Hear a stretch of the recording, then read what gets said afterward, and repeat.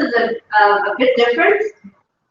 Please take down your notes and take this privilege to ask the Permanent Secretary some questions after his presentation.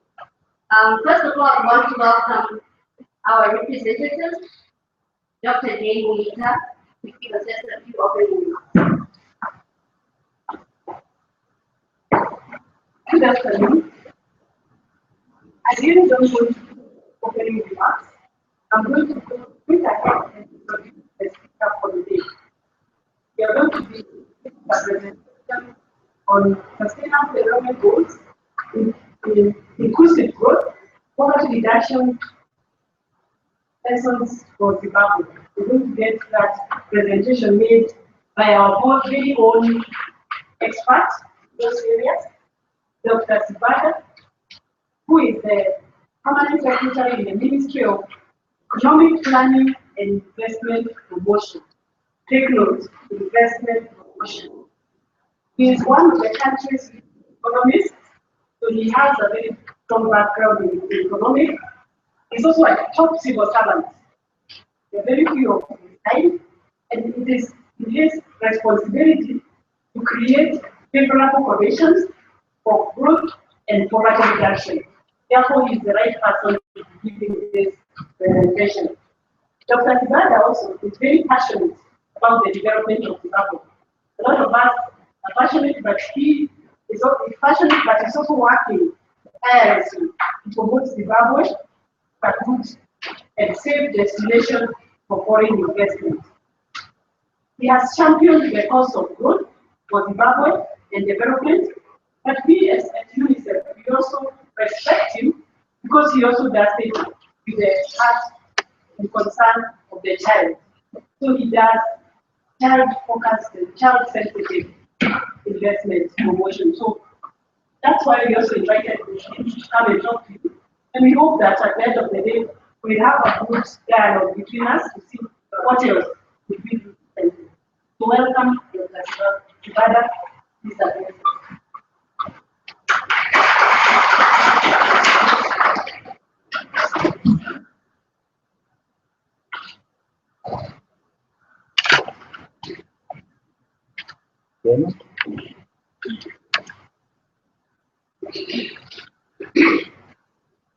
Well, I'm used to preaching. I hope the congregation can hear over there. If you are hearing me, say amen.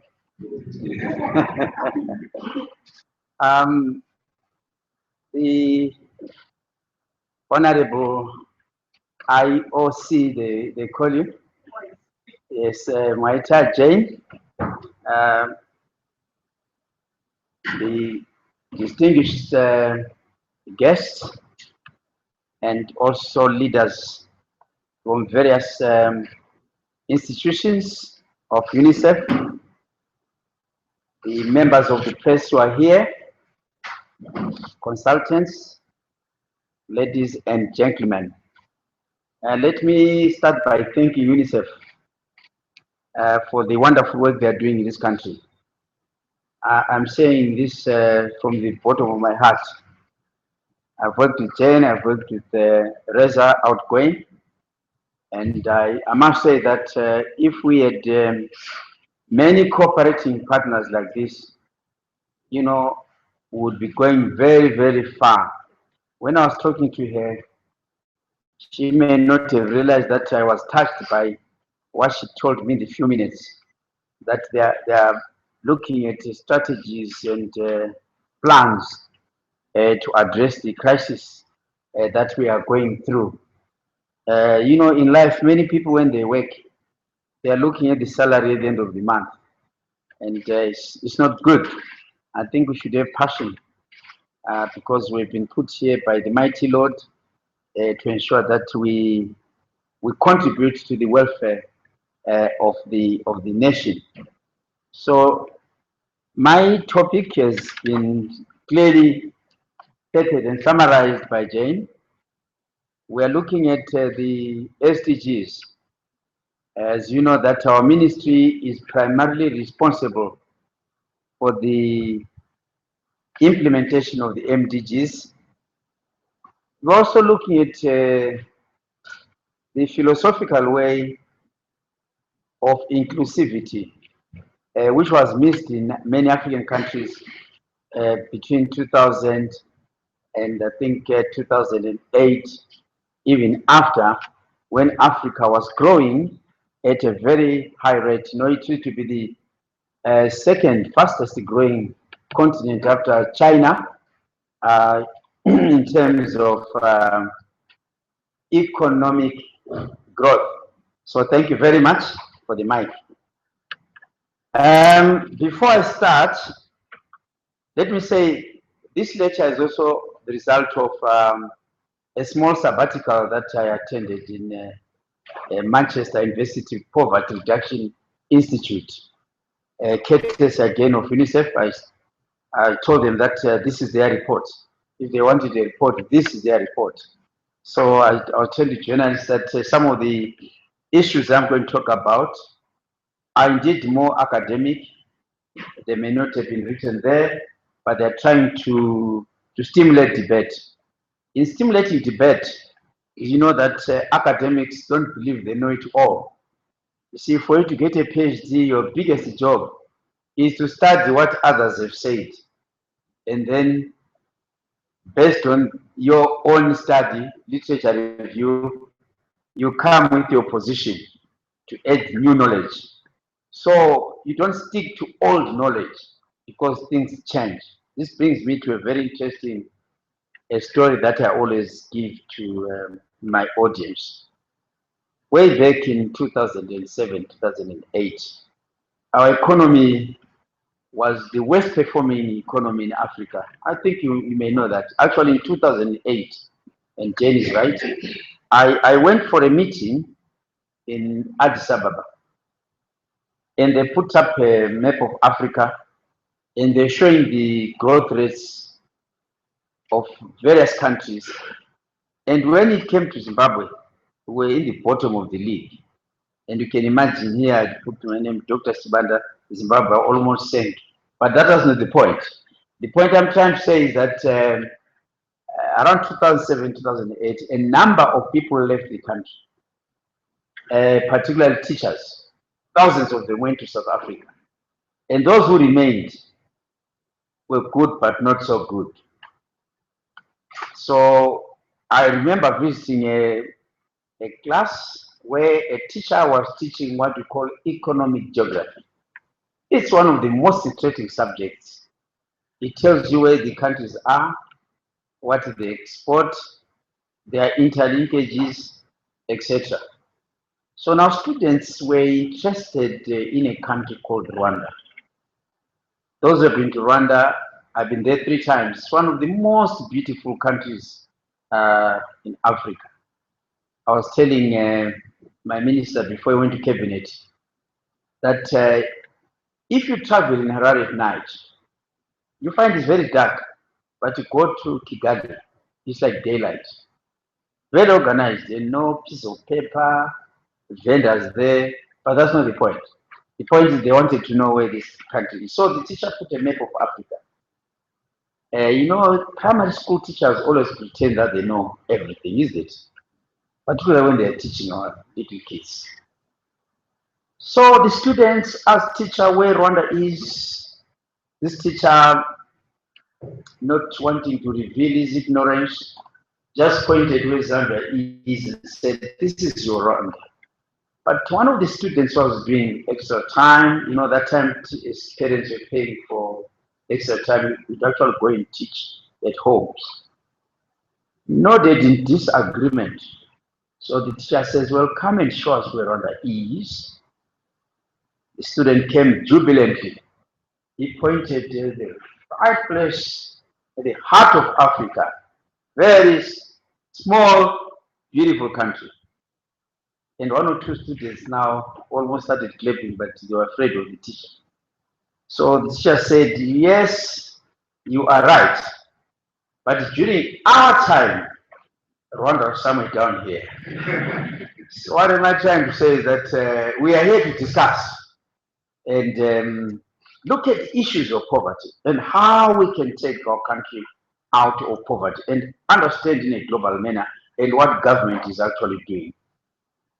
Let me start by saying the country faced a number of socio-economic challenges during 2000 and 2008. Some of you who have been following the economic history of Zimbabwe, you remember that our inflation rose to something like 2.3 million percent. We became the country with the hyperinflation. And also our GDP went down by 40%. In 1996, our GDP was 9 billion. Come 2008, it was 4.6 billion. You can see that we went down by about 45%. And capacity utilization, we used to be around 80%. It went down to about 10%. And companies were closed, etc. And that created poverty and high deindustrialization. Now, this decline in economic activity became the main cause of poverty, as we saw that the social services and so forth, even some of the hospitals were closed. You recall that? Is that so? I think most of you were born that time. So these economic activities disrupted, particularly the middle income earners, even those in town. They started seeing what poverty is all about. And hence we see that poverty has been increasing generally. But come 2009, a decision was taken to introduce multi-currency, or the US dollar, and that brought inflation from 2.3 million to about 6% when you adopted the multi-currency system. You know, our dollar had lost value. If you recall, to go to Kwazana, you needed about 1 billion, isn't it? Dollars, etc. I remember buying a newspaper in South Africa. I asked the price, and this guy says, no, for Zimbabwe, please bring 3 billion. And that was what was happening. But 2009, now the economic growth started to stabilize. And we reached a peak of about 11.9%. And then it went down towards the elections in 2013, you know, when investors have a wait and see attitude, etc. But what is important, as we discussed this morning, is that economic growth has mainly been driven by agriculture and mining. When we achieved double-digit growth, mining had risen by 44% and agriculture by 33%. That is important when we talk of poverty reduction. But during 2009-2013, we saw industrial capacity utilization improving up to 57%, and now we are talking about 33%. The economic growth we are talking about, ladies and gentlemen, resulted in a proportionate reduction in poverty levels in Zimbabwe. And the lesson, the big lesson, was that economic growth alone does not reduce poverty. We have seen that in Africa. One of the biggest problems, you can have billions of economic growth, but economic growth alone, without the right social protection policies and also equitable distribution of wealth, it does not reduce poverty. That's a point for you scholars to bear in mind. And that was a great lesson for Africa, because Africa between 2000 to 2008 grew by 6%, 7% average. In fact, in 2007, Angola was the fastest growing economy. It had grown by close to 18%, but poverty was still prevalent. So poverty reduction occurs when it is accompanied by rapid expansion of productive employment. And mark the words there, productive employment. We are not talking about too much informal sector. And accompanied by an economy that is being transformed from producers and sellers of raw materials to a high-tech economy. That's what reduces poverty, not those who export raw materials, etc. So economic growth must be translated into productive employment growth, which is key nexus between growth and poverty reduction. And this Africa learned in a very, very big way during the period last decade. Now coming to Zimbabwe, we see that poverty, income, consumption, expenditure surveys, particular places, 2012 report revealed that 62% of Zimbabweans are poor, and 16.2% are in extreme poverty. But I don't want to call this chronic poverty, because chronic poverty has other dimensions when there is war, or when there is a lot of refugees, when there is marginalization, etc. But I think calling it extreme poverty is fair. Now, we noted that poverty was far worse off in the rural areas than in the urban areas.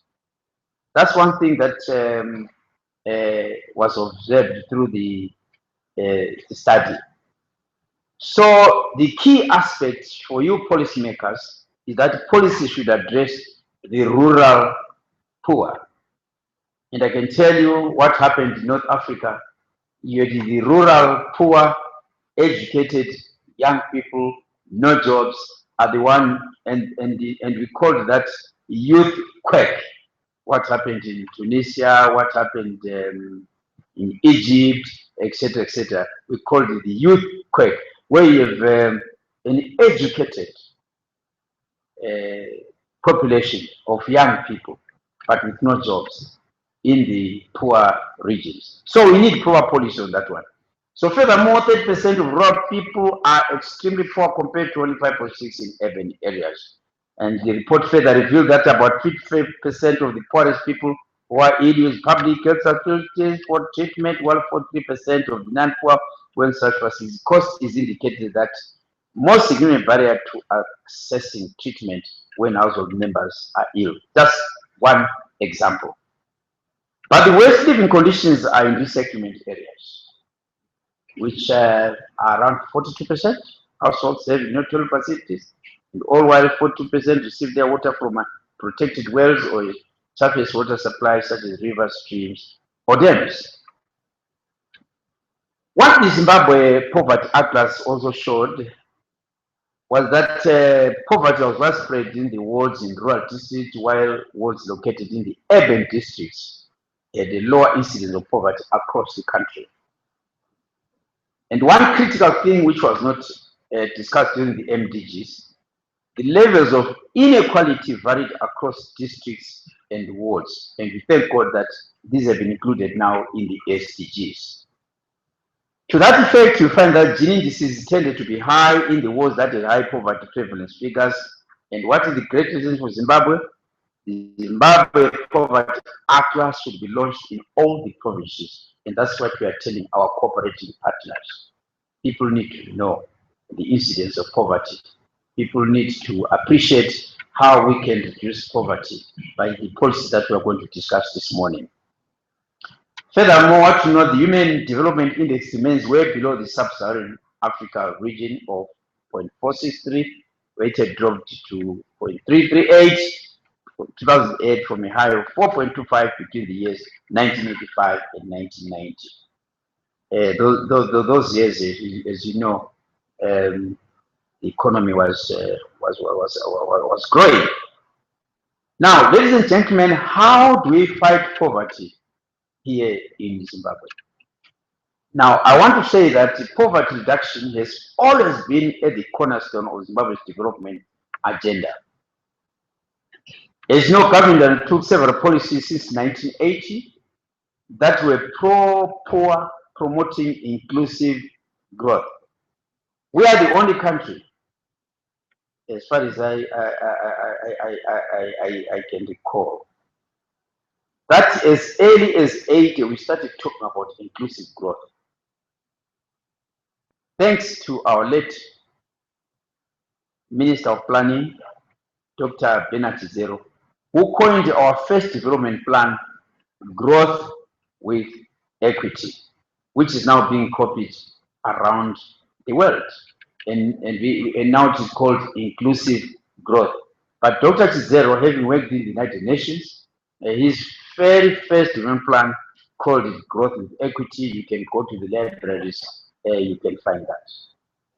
Thereafter, we crafted other plans like the medium-term plan in 2010, which could not go through, and also it was aimed to reduce poverty and to create decent employment. Employment creation has always been one of the strategies aimed at poverty reduction and identified as the most effective and sustainable strategy of reducing poverty by way of providing decent jobs and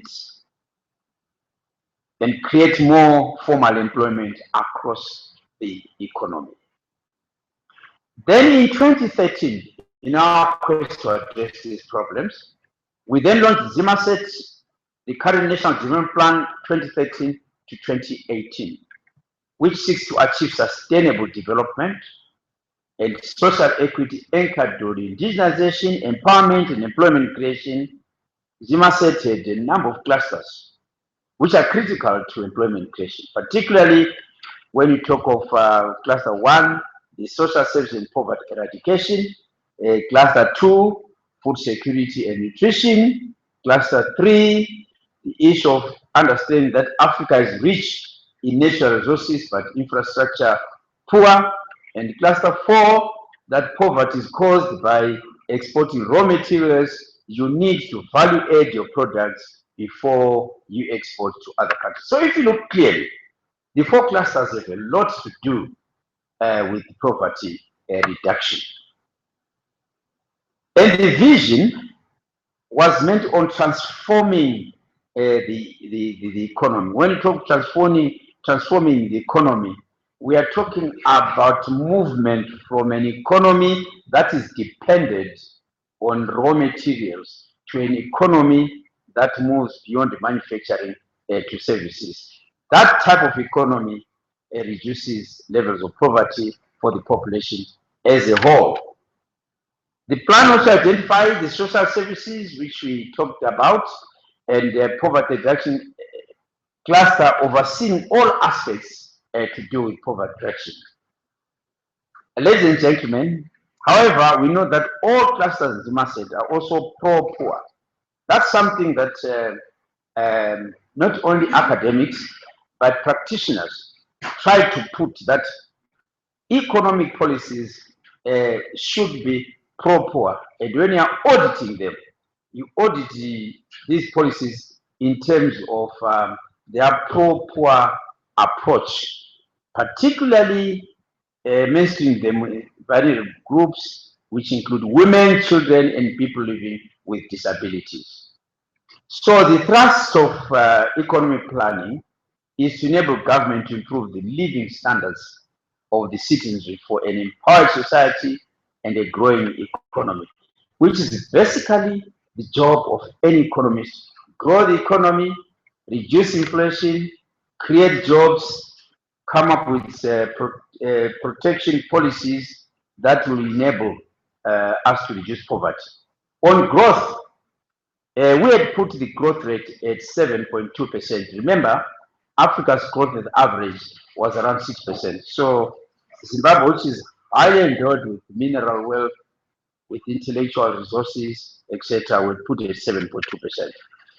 In this regard, government is executing this program through recapitalization, trying to retain manpower among measures, and also to ensure that we have a broad-based growth.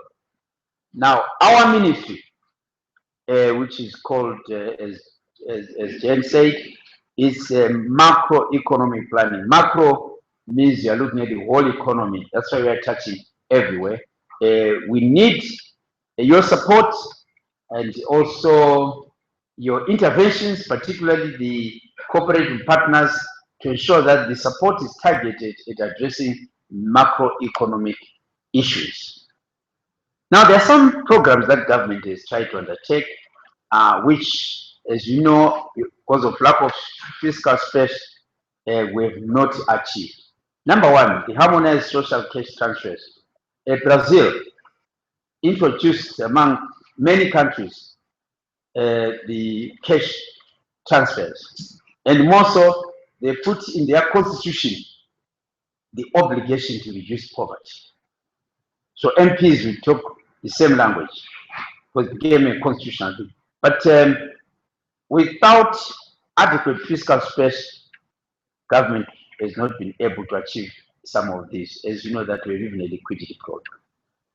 Health assistance program, which assists in terms of medical treatment, again, limited funding has made it difficult to achieve this.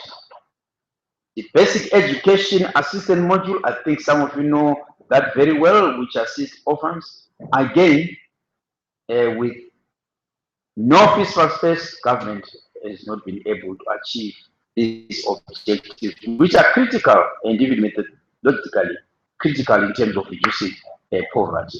The productive community works program currently not running due unavailability of resources. We have the disability revolving fund, we have the vulnerable crop input support, which takes into account the importance of agriculture in terms of rural and economic development and reducing poverty. Actually, I want to say that support to agriculture is one of the key areas for reducing poverty.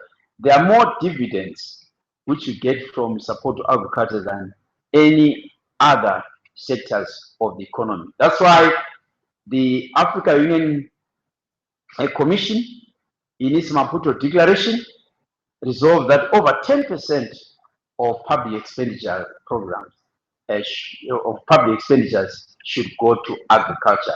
Our 10-point plan, His Excellency the President emphasized also agriculture. ZIMBABWE emphasized agriculture, and also those who are doing international economics for poverty reduction know that we need more investment in agriculture.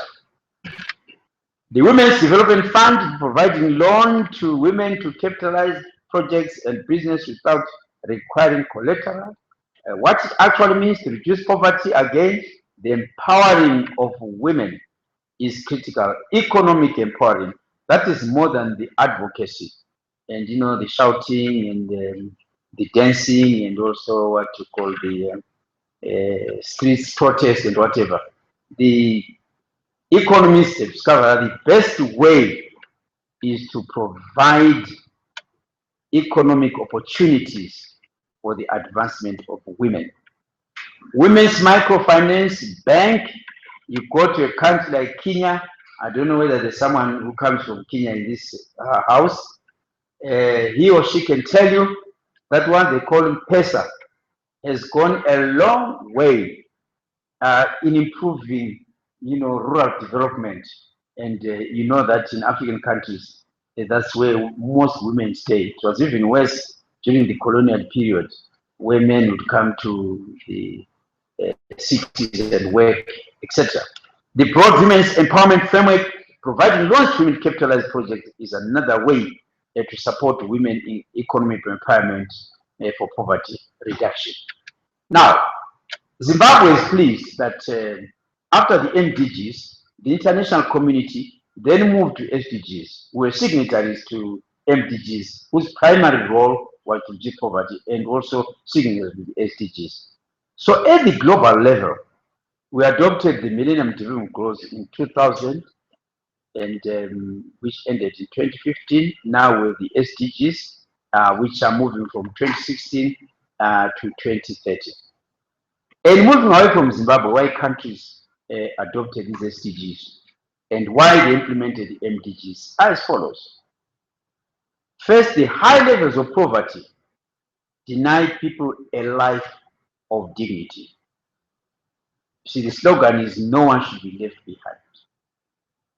2, rising inequalities within and among countries carried by enormous disparities of opportunities, wealth, and power. In some cases, people are saying it is sinful because some would be so poor, yet some would be so rich from the same national cake. So the SDGs now emphasize the issues of inequality globally. And you know, in Africa, we have some of the highest inequalities to talk about. Gender inequality is also progressive in terms of the advancement of the economy. I've talked about youth unemployment, which created problems in North Africa, leading to political disturbances, particularly when you have youth educated and unemployed. Climate change, even a small child would know that we are suffering from that in Zimbabwe. I don't need to talk about that one. Then the natural resource depletion and adverse impacts on environmental degradation. All these have a tremendous impact on the poor. Now, the vision, therefore, which we as a country also adopted to reduce poverty, inclusive growth, and growing the economy. In coming up with SDGs, the vision of the world leaders is the creation of a world that is free from poverty, from hunger, and from disease. A world that has equitable distribution of wealth and universal access to quality education at all levels. In the Chizero's document, Growth with Equity, you find that during that time, 20% of our budget went to education. And this is the reason why you go everywhere. You find Zimbabweans highly educated everywhere. It was because of these policies that were adopted in the 80s of coming up with access to high quality education at all levels. Now, a world that has equitable healthcare and social protection and reliable and sustainable energy. Universal respect of human rights, justice, rule of law, equality, and non-discrimination, which permits full realization of the human potential. That invests in the children. Thank God for the existence of UNICEF. And where every child grows up free from violence and exploitation. In which every woman and girl enjoys full gender equality and all legal, social, and economic barriers to their empowerment are actually removed. That is the hallmark, ladies and gentlemen, of poverty reduction. In which country enjoys inclusive and sustainable economic growth and decent work for all. In which democracy, good government, as well as enabling environment at national and international levels are essential for sustainable development, inclusive growth, social development, environmental protection, and eradication of poverty. So, what am I saying? The new agenda builds on the MDGs, and we seek to complete what the MDGs did not achieve. And I've hinted some of them, like issues of inequality, issues of focusing on productive sectors, and so forth and so forth, and also reaching the most vulnerable. In this scope, ladies and gentlemen, the new agenda goes far beyond the MDGs. We want to make clear that the MDGs mainly were on the social sectors, and we thank God that the SDGs now are more on the macroeconomic development.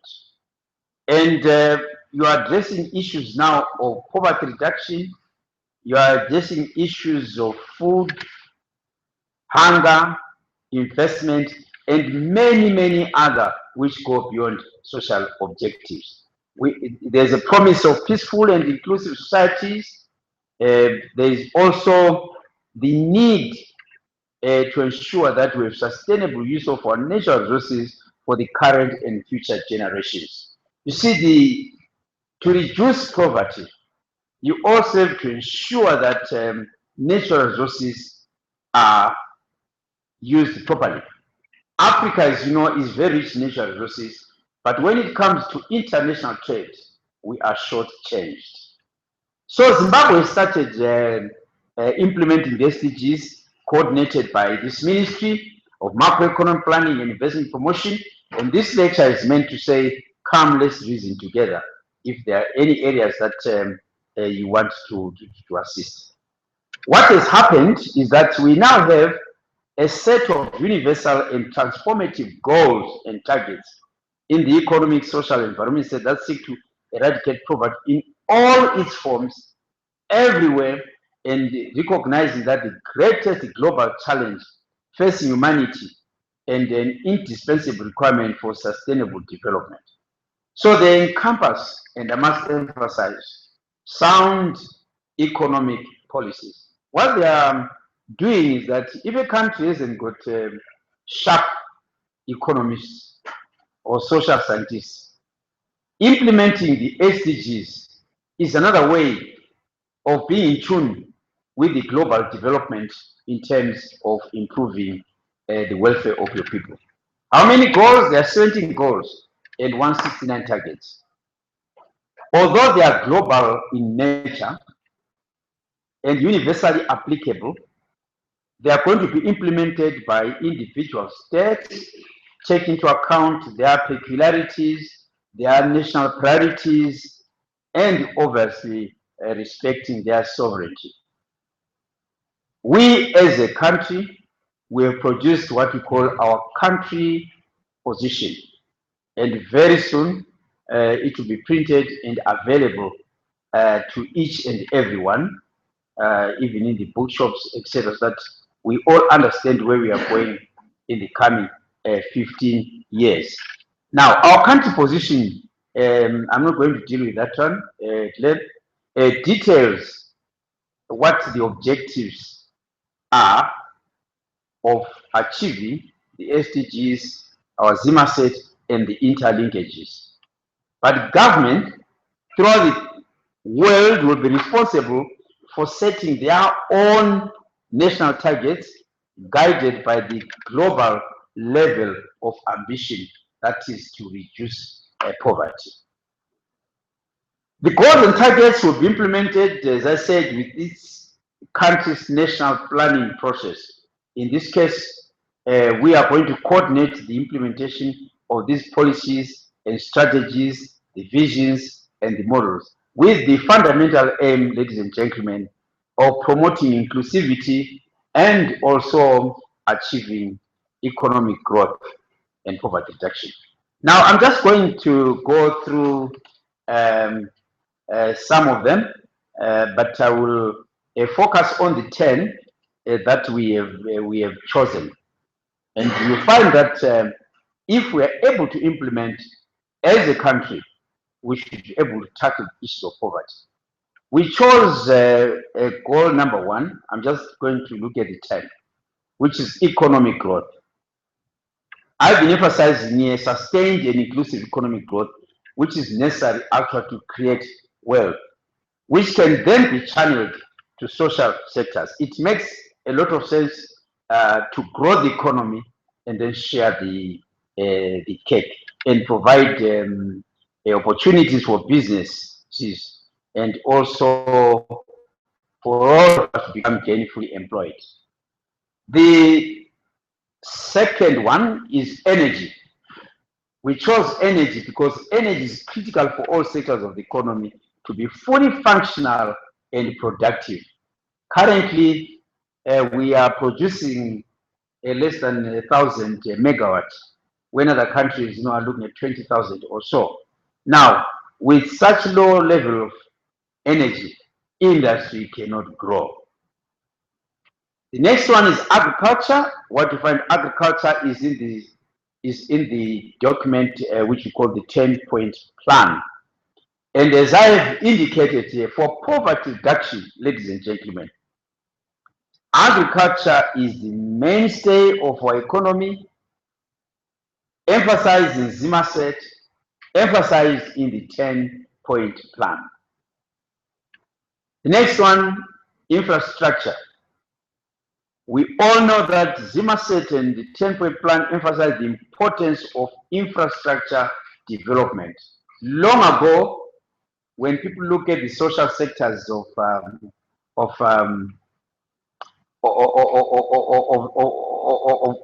MDGs, they forgot that without adequate infrastructure, these women we are talking about, maternal mortality, they can't get to hospitals, etc., roads, etc. So we've included that in the SDGs. Water sanitation, UNICEF is better placed to give us experiences, but no sector can function without water. These are key enablers in the ZIMBABWE and 10-point plan. Financing, we'll be talking shortly about financing, but financing will require more players than government alone. You know, our budget is about 4 billion. Close to 87% of that budget goes to the carried expenditures. So we cannot achieve much of the SDGs without viable financing from both our cooperating partners, from our private sector in achieving the SDGs.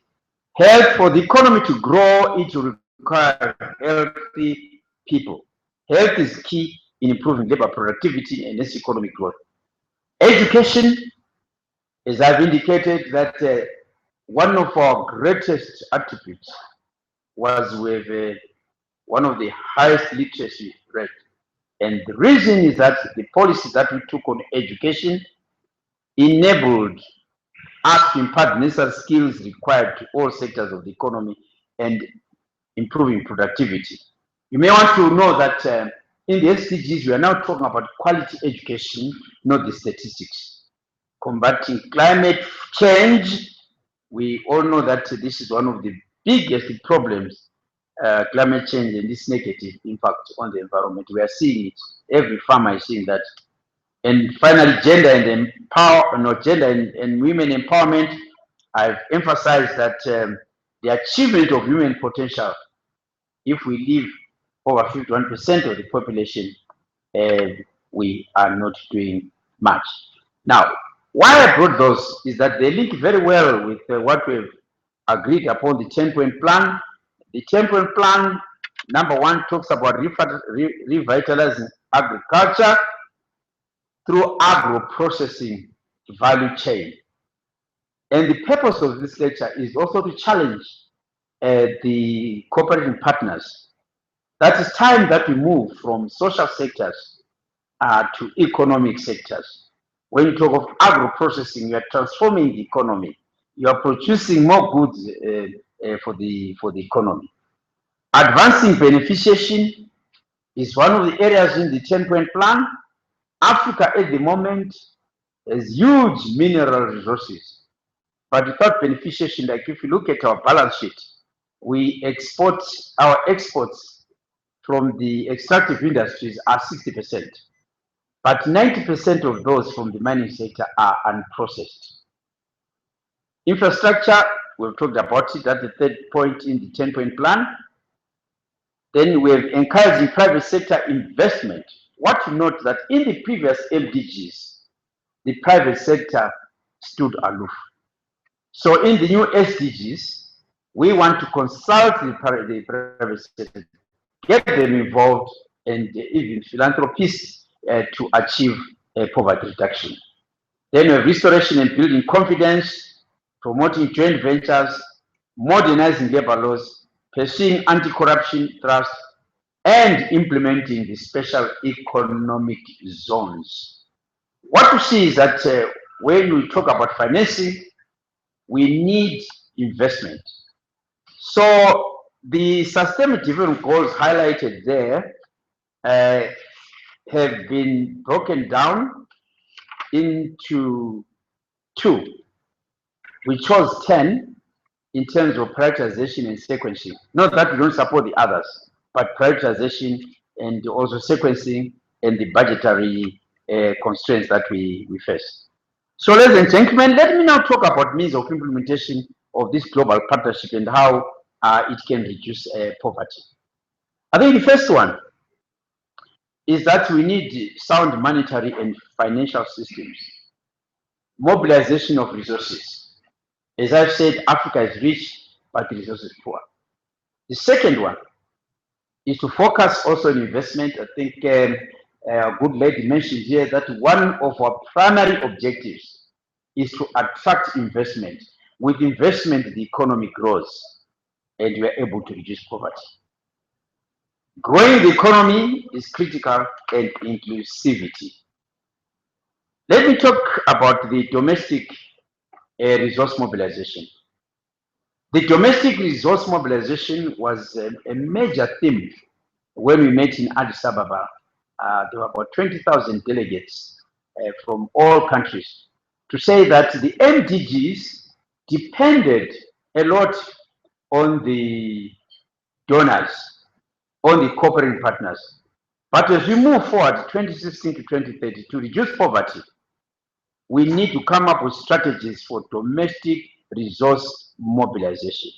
We need to include our international private sector, get companies to come and set their plants here, their industries here, and then export. We talked about international development cooperation, which has led now even to what we call the Lima Agreement, where the donors, where the financiers agree on a debt strategy. We talked about international trade as an engine for development, and some have said aid for trade, so that it's not handouts, but a productive sector that grows the economy. We need to invest more in science, technology, and research and capacity building.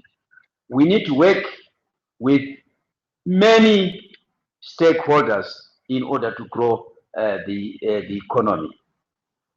So, ladies and gentlemen, the support to network with global poverty reduction bodies is critical.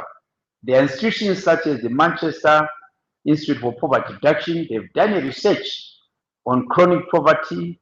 They've done researches on inclusive growth, researches on the SDGs, etc.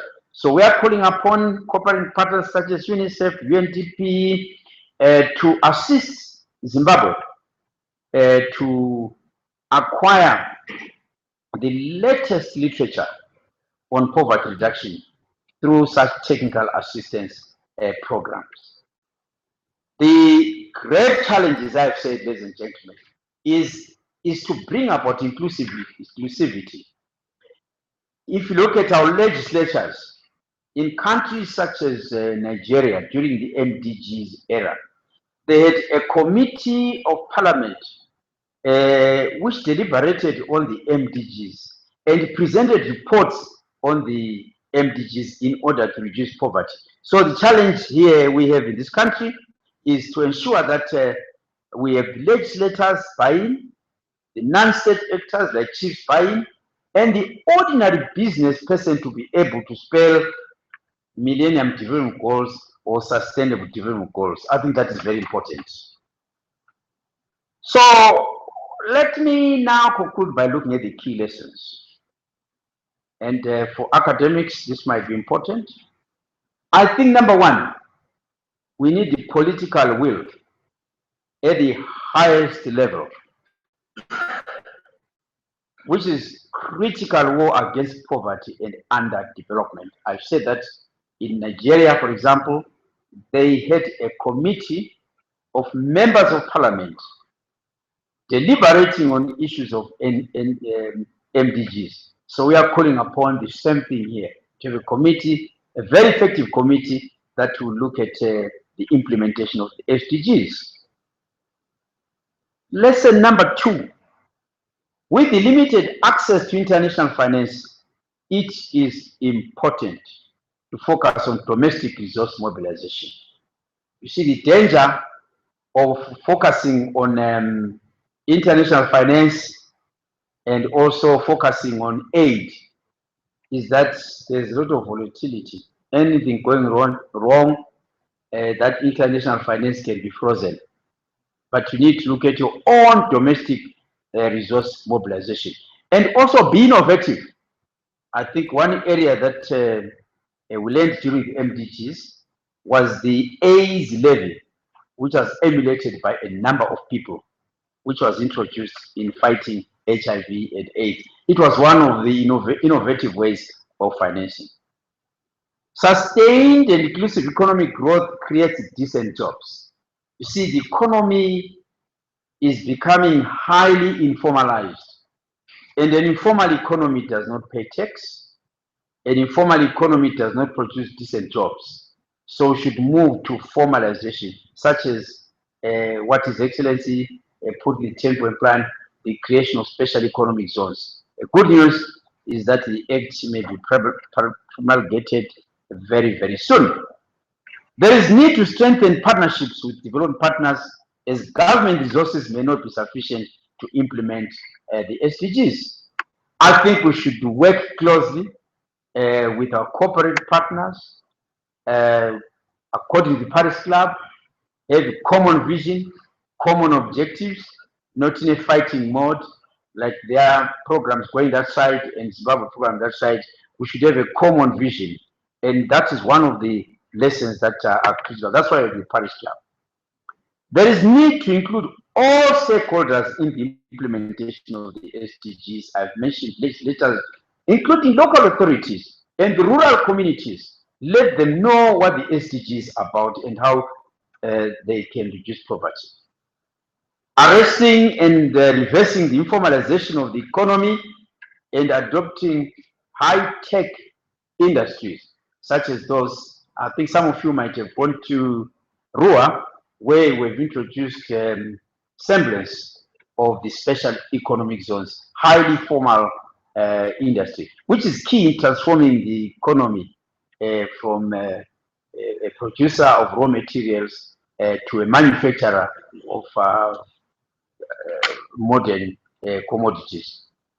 The availability of statistics and adoption of a uniform baseline will be key in monitoring and evaluation of the performance. That becomes critical as we evaluate the SDGs every year. All of us should support the Zimbabwe Statistics Office, ZIMSTAT, so that we have available statistics. Africa is actually investing a lot in these institutions. Zimbabwe should capitalize on its demographic dividend of a youthful population and women who remain largely unemployed and underemployed, yet we have a high literacy rate. What they call demographic dividend. We need to continue strengthening the resource mobilization, domestic and foreign. Why is it important? We would like our cooperating partners to assist in terms of engagement with industrialists, engagement with international investors, and also work closely to strengthen ODA, the private sector involvement, and also to ensure that we don't do like what we did in the MDGs, where we were banking mainly on the foreign assistance. We need to continue to work on privatization. I think with the advent of this drought, it means that we need now to reprioritize as we implement the SDGs to end hunger and poverty. We need also to know that SDGs in Zimbabwe, the first year of implementation, has started really on a bad note in terms of the drought and low economic growth. Our economic growth is estimated to be around 2%, which is against 7.2% envisaged in the strategic plan. We noted that in the case of MDGs, much of the gains were achieved through strong partnership. One of the things that we can boast about has been the strong partnership involving government and development partners through ZUNDAF and other programs, and this should continue as we go to SDGs. We need more budget prioritization, as we know we face the fiscal space We thank the partners for running certain workshops on fiscal space. UNICEF assisted us that extent. We also noted that in the MDG era, we needed to grow the economy, implement more poor growth policies, inclusive growth, and attract investment. Currently, in terms of the region, ladies and gentlemen, we are attracting the least investment. We are talking about close to 600 million, whereas countries like Mozambique, they're talking of 10 billion, Zambia 5 billion, etc. So we need to work together with the cooperating partners to attract foreign direct investment.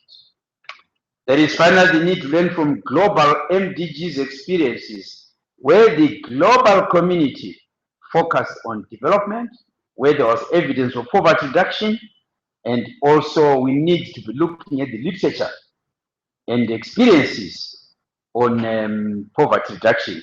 We need partnership between government and donors. We need best case scenarios, and we need flexibility to tailor our solutions in terms of the Zimbabwe needs, take into account the baseline data. We need to have a common vision, ladies and gentlemen, on unfinished business, particularly on the MDGs, and we've listed some of it. That is the high level of poverty still existing, high maternal mortality, low quality levels of education, the need to complete the re-engagement, removal of sanctions, total removal of sanctions. All those things have to be included. And we need to synchronize regularly the issues of growth with equity, the vision, the ZIMBABWE SDGs, ZIMBABWE and SDG to focus on reducing inequalities, so that as a country, we are clear that growth alone will not lead to human development. Ladies and gentlemen, we need also to identify the bottlenecks. And what are these bottlenecks? One of them is where a country that is highly indebted, with debt over GDP close to 80%. So any repayment means that some of the social programs are affected. So that's one of the bottlenecks. And the energy problems you talked about, address the growth of informal sector, address the issue of low capacity in industry, address the issue of poor investment climate, leading to low investment, and also we need to focus on the enabling goals which have been identified in the SDGs, like infrastructure, energy, etc. And what is important, ladies and gentlemen, as a lesson, is that now and again, we need to ensure national plans are included as part of the SDGs. I want to conclude by calling upon all of us here that for poverty reduction, we need to translate the vision into action, and all parties are involved. The legislators should get report on the SDGs related programs in Parliament. Each ministry to formulate plans to implement poverty reduction programs, avoid business as usual, and ensure that we have a shared destiny. We need to look for innovative financing in terms of fiscal policies, and finally, to even talk to the donors. You know, what was agreed in the Monterrey Agreement was that something like 0.71 of the gross national income of donors, of donors in terms of Paris Club, will be channeled to the poor countries. And we call upon the UN family, UNICEF in particular. We have organized this program to support the domestication of the SDGs, to support research into poverty, and to ensure that even research institutes such as universities come on board to bring about best practices. And with this, it is our hope and prayer that we are able to achieve poverty reduction or poverty eradication. I thank you, ladies and gentlemen.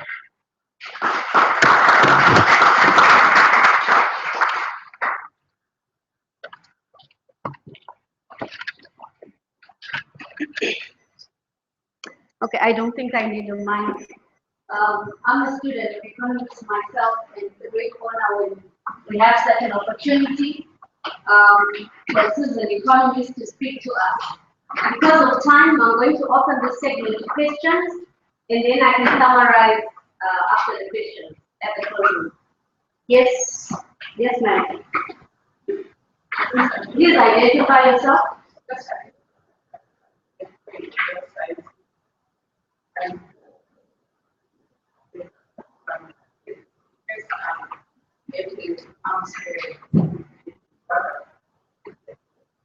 And I'm getting you mentioned but you did not mention the African development there because that are the Russian which I think Africa should buy in